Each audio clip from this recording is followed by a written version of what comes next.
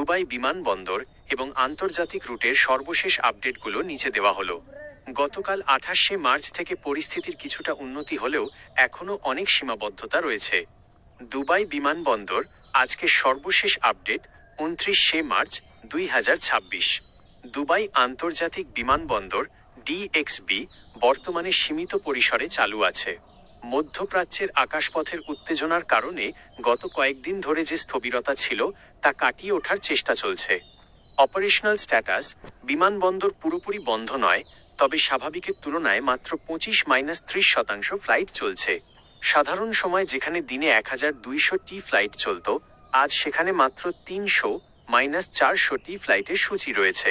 Terminal update: terminal 3 Emirates এবং terminal 2 fly Dubai থেকে কিছু নির্দিষ্ট ফ্লাইট ছেড়ে যাচ্ছে।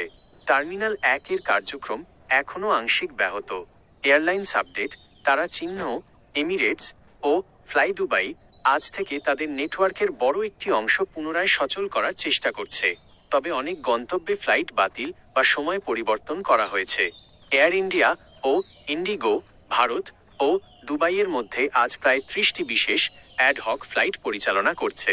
অন্যান্য এয়ার ফ্রান্স, KLM এবং লুফথানসা তাদের দুবাই ফ্লাইট আগামী 31শে মার্চ পর্যন্ত স্থগিত রেখেছে।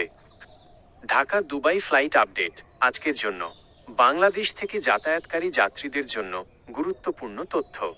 এমিরেটস EK 585 আজ ভোর 4:25 ফ্লাইটটি কিছুটা বিলম্বিত, ডিলেড হওয়ার তথ্য পাওয়া গেছে।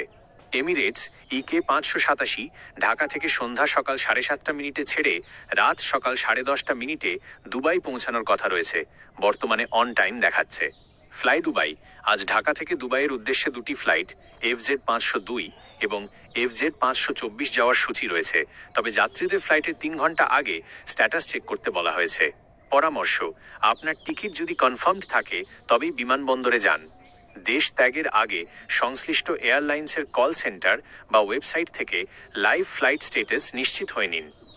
ফ্লাইট কি পুরোপুরি স্বাভাবিক হবে?